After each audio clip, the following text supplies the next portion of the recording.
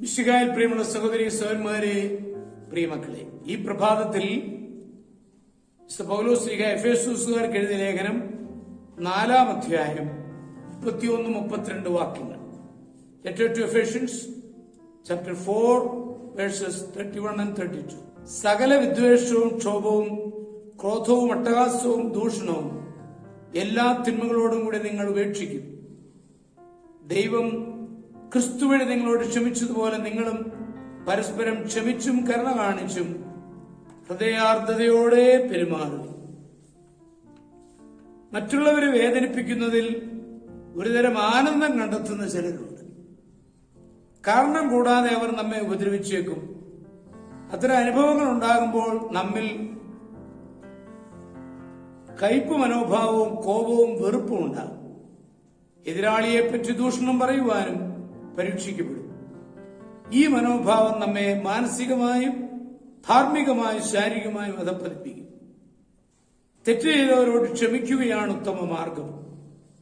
നമ്മുടെ ഭാഗത്തുനിന്നുണ്ടായ തെറ്റ് നിമിത്തമാണ് അകൽച്ച സംഭവിച്ചിരിക്കുന്നതെങ്കിൽ നാം തന്നെ ക്ഷമ ചോദിക്കുകയും രമ്യപ്പെടുകയും വേണം.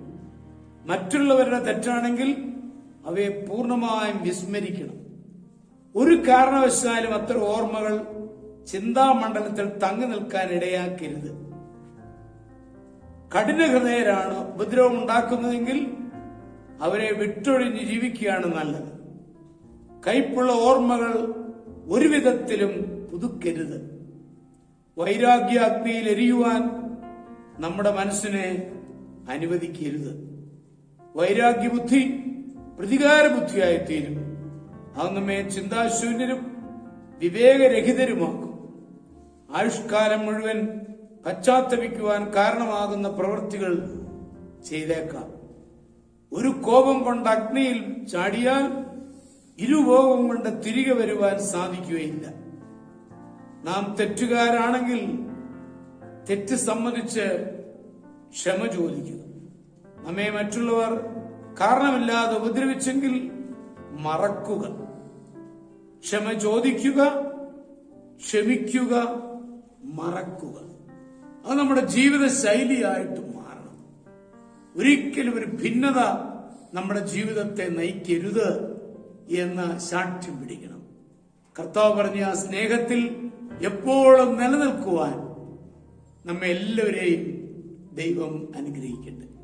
നമ്മുടെ കർത്താവ് മിശിഹായുടെ കൃപയും പിതാവായ ദൈവത്തിന്റെ സ്നേഹവും പരിശുദ്ധാത്മാവിന്റെ സഹവാസവും പരിശുദ്ധ അമ്മയുടെ മധ്യസ്ഥതയും നിങ്ങൾ എല്ലാവരോടും കൂടി ധാരാളമായിട്ടുണ്ടായിരിക്കട്ടെ, എപ്പോഴും എപ്പോഴും എന്നേക്കും. ആമേൻ.